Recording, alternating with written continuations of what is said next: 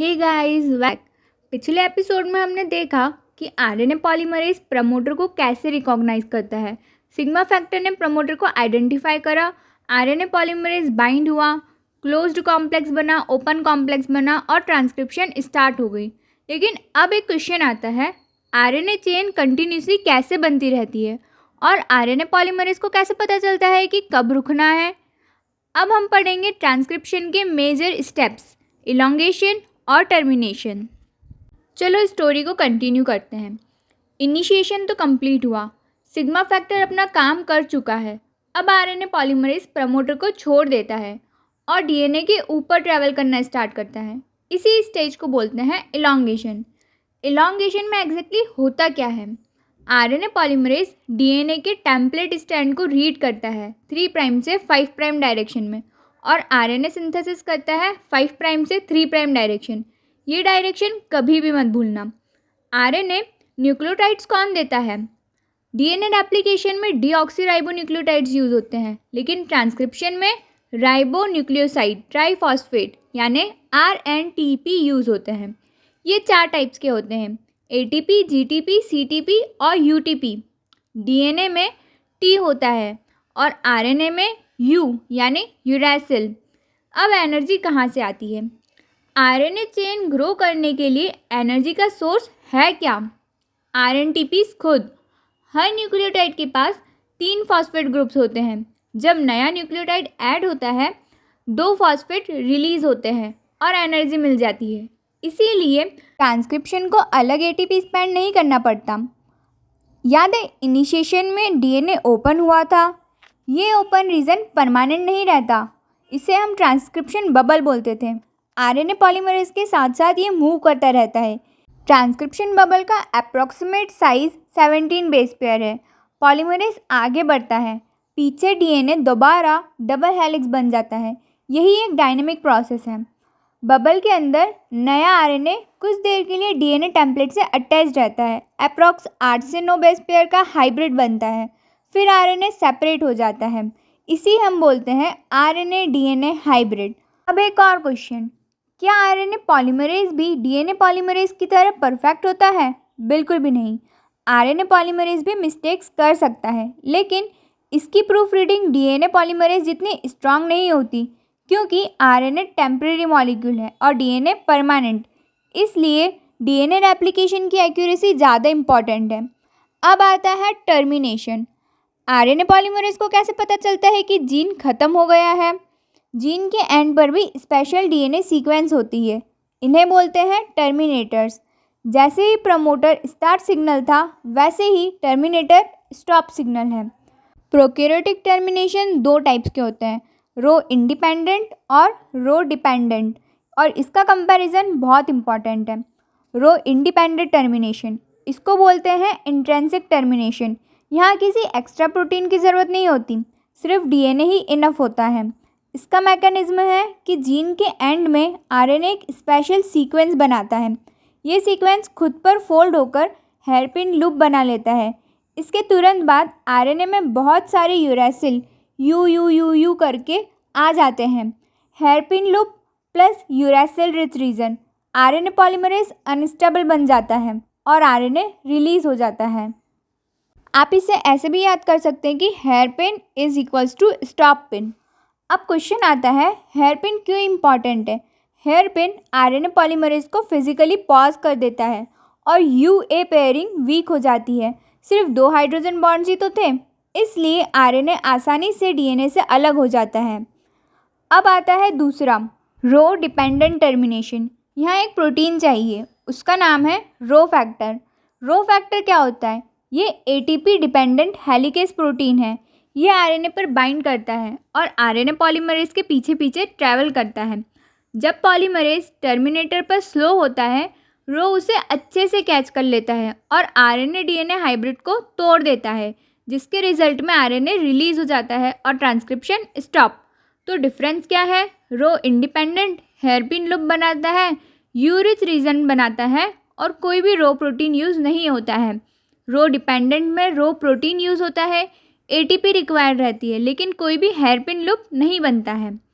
अब एक और इम्पॉर्टेंट कंपैरिजन, डीएनए रेप्लिकेशन पूरे क्रोमोसोम की कॉपी थी। हाई एक्यूरेसी प्राइमर रिक्वायर्ड था और डीएनए पॉलीमरेज भी रिक्वायर्ड था।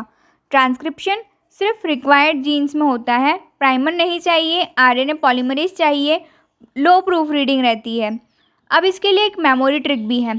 सोचो एक ट्रेन चल रही है, स्टेशन से निकली, ये हो गया इनिशिएशन, ट्रेन ट्रैवल कर रही है, ये हो गया इलॉन्गेशन, और लास्ट स्टेशन पर आ गई तो दो पॉसिबिलिटीज़ है, या तो ऑटोमेटिकली ब्रेक लग जाएंगे जैसे हेयर पिन लूप में, या गार्ड ने इमरजेंसी चेन खींच दी जैसे कि रो फैक्टर ने, और यही हुआ हमारा टर्मिनेशन। इससे तुम कभी भी नहीं भूलोगे। और यही हमारा ट्रांसक्रिप्शन कंप्लीट होता है। अभी तक हमने सिर्फ प्रोकैरियोटिक ट्रांसक्रिप्शन कंप्लीट करा था। अब बात करते हैं यूकैरियोटिक ट्रांसक्रिप्शन।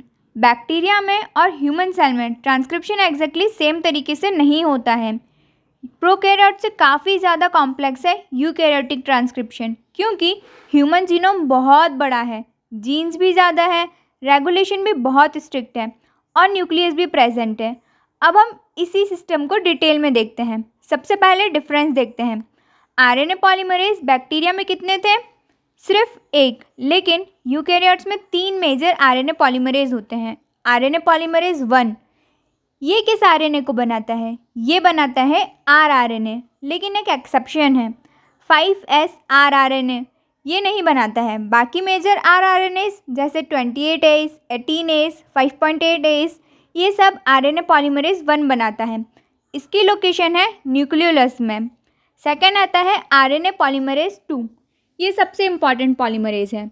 ये बनाता है एमआरएनए और साथ ही कुछ एसएनआरएनए और एमआईआरएनए भी। एग्ज़ाम में अगर सिर्फ पूछा हो एमआरएनए कौन बनाता है तो आंसर आएगा आरएनए पॉलीमरेज 2। थर्ड पर आता है आरएनए पॉलीमरेज 3, ये बनाता है टीआरएनए और 5S आरआरएनए। थर्ड के लिए याद रखना tRNA plus 5S rRNA. Prokaryotes में प्रमोटर पहचानने के लिए सिग्मा फैक्टर था। ह्यूमन सेल्स में सिग्मा फैक्टर नहीं होता है। यहाँ प्रमोटर रिकॉग्निशन का काम करता है जनरल ट्रांसक्रिप्शन फैक्टर, जैसे टाटा बॉक्स सबसे फेमस प्रमोटर सीक्वेंस। ये जनरली -25 पोजीशन के आसपास होता है। ये प्रिमनोव बॉक्स जैसा ही कॉन्सेप्ट है, लेकिन प्रोकैरियोट्स वाला नहीं, ये यूकैरियोटिक प्रमोटर है। TATA binding protein TATA box को सबसे पहले यही पहचानती है। ये एक्चुअली TF2D कॉम्प्लेक्स का पार्ट होता है। अब एक एक करके प्रोटीन्स आते हैं, इनका सीक्वेंस याद रखना, यही जनरल ट्रांसक्रिप्शन फैक्टर्स है। सबसे पहले TBP के थ्रू टाटा बॉक्स को आइडेंटिफाई करता है TF2D। TF2A कॉम्प्लेक्स को स्टेबल करता है एंड TF2B आरएनए पॉलीमरेज 2 को रिक्रूट करता है। TF2F आरएनए पॉलीमरेज 2 के साथ बाइंड करता है। TF2E TF2H को रिक्रूट करता है एंड TF2H सबसे इम्पॉर्टेंट, इसके 2 मेजर फंक्शंस हैं, हेलिकेज एक्टिविटी जो डीएनए को ओपन करती है एंड काइनेज एक्टिविटी, ये आरएनए पॉलीमरेज 2 के CTD को फॉस्फोराइलेट करता है और ट्रांसक्रिप्शन स्टार्ट हो जाती है। CTD सी टर्मिनल डोमेन है। आरएनए पॉलीमरेज 2 के टेल को बोलते हैं CTD। जब TF2H इस फॉस्फोराइलेट करता है तब पॉलीमरेज प्रमोटर से निकलकर इलॉन्गेशन स्टार्ट कर देता है। ये ट्रांजिशन इनिशिएशन इलॉन्गेशन का सिग्नल है। अब बनता है प्री इनिशिएशन कॉम्प्लेक्स। जब आरएनए पॉलीमरेज 2 सारे जनरल ट्रांसक्रिप्शन फैक्टर्स एक साथ प्रमोटर पर असेंबल हो जाते हैं, तब जो कॉम्प्लेक्स बनता है उसे ही बोलते हैं प्री इनिशिएशन कॉम्प्लेक्स। नाम बहुत ज़्यादा इम्पॉर्टेंट है। अब एक और इंटरेस्टिंग कॉन्सेप्ट, क्या प्रमोटर ही ट्रांसक्रिप्शन कंट्रोल करता है? बिल्कुल नहीं। दूर बैठा हुआ डीएनए का रीजन भी ट्रांसक्रिप्शन इंक्रीज कर सकता है, उसे बोलते हैं इन्हांसर। ये प्रमोटर से हज़ारों बेस पेयर दूर भी हो सकता है, लेकिन डीएनए लूपिंग की वजह से एक्टिवेटेड प्रोटीन प्रमोटर के पास आ जाते हैं और ट्रांसक्रिप्शन इंक्रीज हो जाती है। नेक्स्ट आता है साइलेंसर। इन्हांसर का बिल्कुल अपोजिट, ये भी एक डीएनए सीक्वेंस है, लेकिन ट्रांसक्रिप्शन को इंक्रीज नहीं डिक्रीज करता है। इस पर रिप्रेसर बाइंड करते हैं। इन्हांसर प्रमोटर से इतना दूर है तो सिग्नल कैसे जाता है? इसका आंसर है मीडिएटर कॉम्प्लेक्स। ये ब्रिज की तरह काम करता है। एक साइड एक्टिवेटर, दूसरी साइड आरएनए पॉलीमरेज सेकेंड, और दोनों को कनेक्ट करता है। एक और इम्पॉर्टेंट कॉन्सेप्ट आता है, याद है पार्ट 1 में यूक्रोमेटिन और हेट्रोक्रोमेटिन पढ़ा था। अगर जीन टाइटली पैक्ड है तो आरएनए पॉलीमरेज अंदर कैसे जाएगा? इसी का आंसर है क्रोमेटिन रीमॉडलिंग। हिस्टोन एसिटाइलेशन से क्रोमेटिन ओपन होता है और ट्रांसक्रिप्शन इंक्रीज होती है। हिस्टोन डी एसिटाइलेशन से क्रोमेटिन कॉम्पैक्ट और ट्रांसक्रिप्शन डिक्रीज। ये एपिजेनेटिक्स का बेस है। अब इससे आता है प्रोकैरियोट्स और यूकैरियोट्स के बीच का डिफरेंस। प्रोकैरियोट्स में एक आरएनए पॉलीमरेज, सिग्मा फैक्टर -10 और -35 प्रमोटर रीजन और कोई भी न्यूक्लियस नहीं था। ट्रांसक्रिप्शन और ट्रांसलेशन साथ में हो रहा था। यूकैरियोट्स में 3 RNA polymerase, general transcription factor, TATA box, nucleus भी प्रेजेंट होता है और ट्रांसक्रिप्शन अलग होता है ट्रांसलेशन से। इसी के साथ हमारा ट्रांसक्रिप्शन यहीं एंड होता है। नेक्स्ट वीडियो में हम ट्रांसक्रिप्शन का रेगुलेशन पढ़ेंगे। तब तक के लिए आप ट्रांसक्रिप्शन से रिलेटेड क्वेश्चंस लगाइए एंड मिलते हैं नेक्स्ट पार्ट में। Thank you so much for watching.